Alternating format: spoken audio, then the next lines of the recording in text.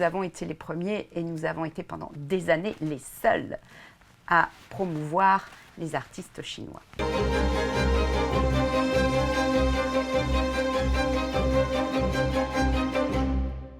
Bonjour et bienvenue dans 60 ans, 60 regards, une émission consacrée au 60e anniversaire des relations franco-chinoises.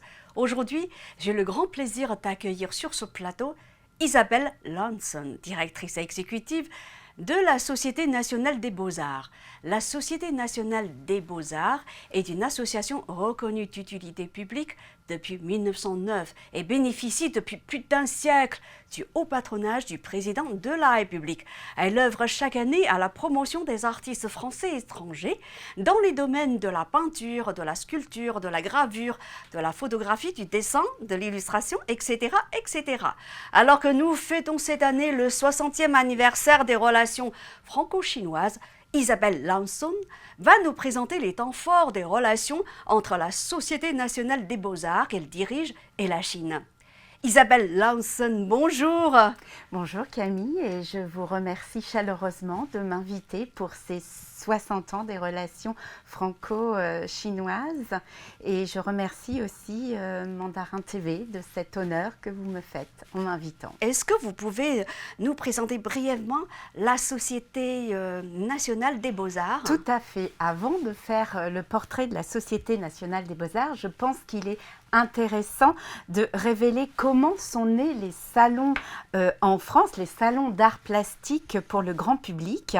Et la première manifestation a eu lieu en 1673, Camille. 1673 Au XVIIe siècle. Et l'exposition s'appelait tout simplement l'Exposition. Et à partir de 1692, donc au XVIIe siècle, les travaux des différents artistes, donc agréés, sont présentés au Louvre. Et oui, et donc au Louvre, cela s'appelait le salon, car c'était présenté dans le salon carré du Louvre. Et c'est en 1750 qu'elle prend le nom de salon de l'Académie royale de peinture et de sculpture. Et évidemment, Camille, en 1789, arrive la Révolution. L'Académie est supprimée et elle devient le salon de peinture et sculpture. L'Académie royale, j'entends, puisque après, c'est l'Académie des beaux-arts qui va prendre le relais. Et pour exposer au salon dit officiel, il faut passer par l'Académie des beaux-arts. Et c'est là qu'entre en jeu notre ami Théophile Gautier, qui veut rendre l'art indépendant. Théophile Gautier, c'était un critique littéraire, un critique très connu. Absolument, critique littéraire qui, avec tous ses amis artistes, qu'ils soient musiciens, poètes, comme Guillaume Apollinaire, qui soit sculpteur comme Rodin, comme Puvis de Chavannes. Donc, ils créent tous ensemble, en 1862, la Société nationale des beaux-arts. 2 ans après, les voilà qui s'installent donc dans un hôtel particulier, boulevard des Italiens. Et c'est là que naît le premier salon des beaux-arts. D'où nos 160 ans. Cette année où vous fêtez vos 160 ans. Le premier salon des beaux-arts. Et ce premier salon des beaux-arts, qui est-ce qui expose à ce premier salon des beaux-arts? Eh bien, il y a Manet, Corot, Puvis de Chavannes qu'on retrouve à la Sorbonne, le bois sacré, le fameux bois sacré de Puvis de Chavannes. Donc Puvis de Chavannes a été le président de la Société nationale des beaux-arts. Et donc en 1864, tout ce beau monde fait le premier salon dans cet hôtel particulier qui appartenait au marquis d'Edford. Et c'était en février 1864. Voilà la naissance du Salon des Beaux-Arts. Donc, rendre l'art indépendant vis-à-vis donc de l'Académie des Beaux-Arts, qui avait refusé plusieurs fois, rappelons-le, Rodin notamment. Pour quelle raison? Parce qu'il trouvait que ce n'était pas assez académique. Et donc, la SNBA a été révolutionnaire dans ce sens-là, c'est qu'elle a ouvert le champ des possibles. Elle a montré d'autres choses. Elle a montré des artistes qui avaient un travail moins académique, que l'Académie des Beaux-Arts. Hmm. Et donc aussi ouvert aux étrangers et ouvert aux artistes femmes. Et c'est là que je veux en venir, c'est-à-dire que dès 1856, on a une personne comme Félix Bracquemond, qui est un graveur très connu. C'est lui qui a fait connaître au public français et à la France le graveur japonais Hokusai. Et rappelons qu'Émile Guimet, donc d'où le musée Guimet, Émile Guimet, cet entrepreneur et collectionneur, est parti donc avec Frédéric Régamey. Et Frédéric Régamey, qui était un peintre et membre éminent de la SNBA, est parti donc avec Guimet pour aller ils ont commencé au Japon pour commencer à collectionner. Donc, dès le commencement, la SNBA est ouverte aux artistes au monde.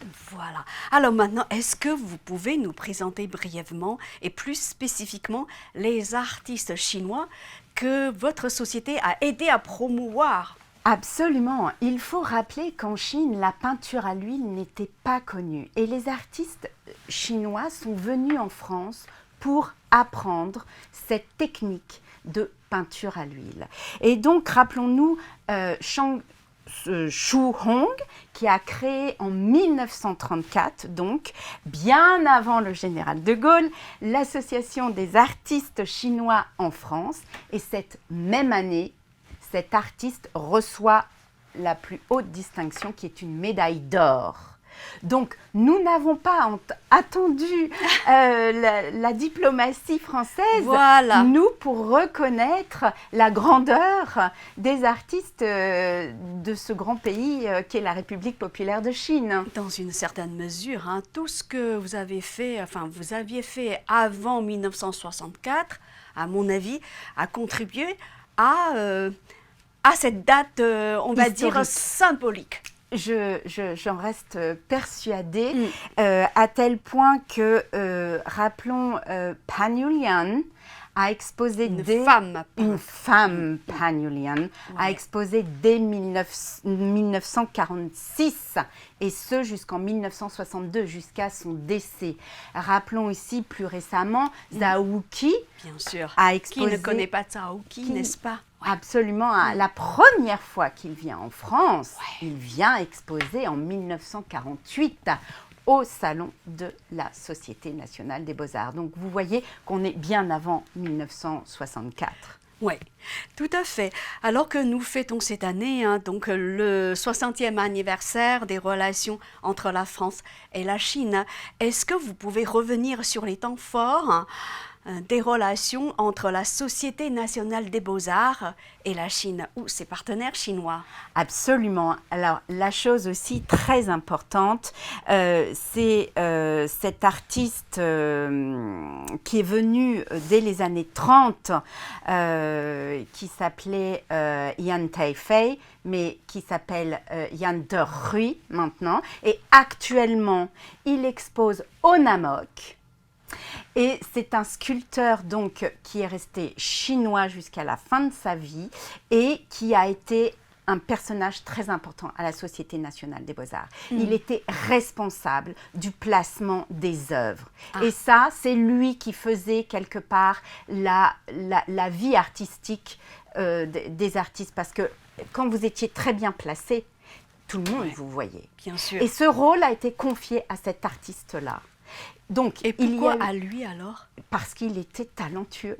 Il était talentueux, on lui reconnaissait des compétences d'organisation et de droiture. Et sa fille, Marianne Yen, qui vit à Paris et qui perpétue l'action de son papa et qui perpétue donc le rayonnement du travail de son père, et actuellement, donc, comme je disais, à Pékin. Et donc, il y a eu ça, cet artiste-là, et au cours des années, donc en 1984, donc ici, je présente la Société nationale des beaux-arts, donc pour les 30 ans des relations diplomatiques entre la France et la Chine, nous étions invités pour exposer au Musée des beaux-arts de Pékin. Donc, il y a 30 ans et encore 30 ans après, donc c'est nous qui invitons des artistes chinois au Salon des Beaux-Arts. Et ce, depuis toujours. Rappelons qu'en 2012, donc en 2012, Wow. nous invitions l'actuel directeur du musée du Namok, qui est Wu Weishan, mais vous le prononcerez sûrement mieux que moi. Donc Wu Weishan, qui était aussi accompagné de beaucoup d'académiciens, et notamment He Jiang, Ouais. qui est ici. He Jiang. Donc, depuis toujours, nos liens avec la Chine ont toujours été très étroits.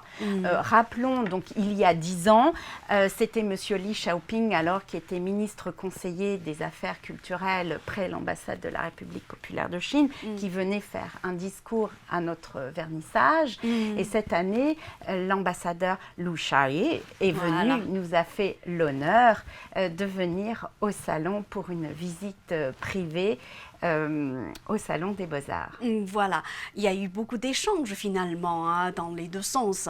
Absolument. Ouais. Et nous qui avons été en Chine, rappelons aussi qu'en 2015, notre président Michel King a été invité à exposer donc, à la Bibliothèque nationale à Beijing. Ouais.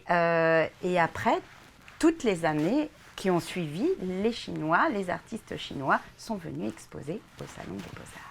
Nous avons été les premiers et nous avons été pendant des années les seuls à promouvoir les artistes chinois. Exactement. Eh bien, bravo et félicitations surtout. Un énorme merci de la part de la Chine. Chéché, c'est moi qui vous remercie. Et surtout, je tiens à remercier tous les artistes chinois, qu'ils soient graveurs, peintres, sculpteurs, qu'ils viennent de toute la Chine. Merci Chéché pour votre talent artiste, parce que vous, chaque année, vous embellissez le Salon des Beaux-Arts. Eh bien, merci beaucoup. Il y a quelques jours, nous avons reçu ici même un artiste chinois très connu. Il s'agit de Monsieur Song Dong. Voilà. Est-ce que vous pouvez revenir sur votre collaboration avec cet artiste chinois? Absolument. Donc, Song Dong est venu exposer pour la première fois avec nous. Il y a déjà plusieurs années, il y a plus de... Le Covid, c'est 2020, donc oui. il y a presque 7 ans en arrière, il faut remonter 7 ans en arrière. Donc, Song Dong, cet artiste incroyable qui est d'abord venu avec des œuvres, j'allais dire traditionnelles, en 2 dimensions, donc de la peinture, et qui, grâce à lui, nous a apporté une nouvelle dimension, puisque cette année, et c'était la première fois dans l'histoire de la Société nationale des beaux-arts, que nous avions un salon numérique des beaux-arts. Et donc, il y a eu beaucoup d'institutions qui sont venues, et notamment l'Académie des sciences de Pékin, l'autre télévision Phoenix TV, ouais. et qui sont venus avec une incroyable installation numérique. Et je dois remercier M. Song Dong de cette nouvelle collaboration et de ce nouvel apport dans les arts, puisqu'il s'agit des arts numériques, il s'agit de l'intelligence artificielle, il s'agit de la réalité augmentée, il s'agit de tous ces arts numériques, et qui était une première quand même, une première en France, parce que, en tout cas dans les beaux-arts, il n'y a jamais eu de salon des beaux-arts numériques. Vous avez osé révolutionner.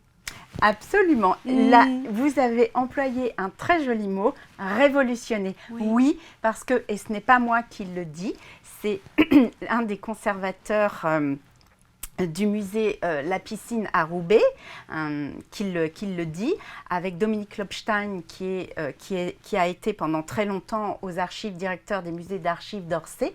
Ils ont écrit que la SNBA avait été et est révolutionnaire Révolutionnaire. depuis son début. Donc, nous continuons à être révolutionnaires. C'est ce qui explique aussi votre longévité, n'est-ce pas? 160 ans, ça se fête. Hein. Absolument, quand on pense que la FIAC n'est restée que 50 ans, Oui. nous fêtons nos 160 ans. 160 ans, voilà. Alors, pour revenir à l'artiste Sonton, je crois savoir que lui, il a inventé un concept qui s'appelle ODI. Absolument. Voilà. Donc, est-ce que vous pouvez revenir là-dessus et surtout revenir sur le prix ODI? Absolument. Donc, Odi Sondong souhaite intégrer tout ce qui nous entoure, la vie qui nous entoure, la nature qui nous entoure, et grâce à cette nature qui nous entoure, qui nous inspire, créer des œuvres à partir de cette inspiration. J'allais dire, Sondong est un sensuel, c'est-à-dire qu'il fait appel à tous ses sens, que ce soit la vue, l'odorat, l'ouïe. C'est un homme, c'est un artiste qui utilise tous ses sens pour les retraduire et nous en donner sa traduction à lui. Et Sondong donc est aussi mécène et il encourage, grâce à son prix, des artistes, des jeunes artistes, donc à qui il achète des œuvres, et ces œuvres, après, ces artistes nous en font don. Donc, Sondong participe activement non seulement à la création artistique et encourage la jeune création artistique, mais aussi encourage l'ASNBA à continuer son activité. Alors, le prix ODI ou ODI récompense quel genre d'artiste alors?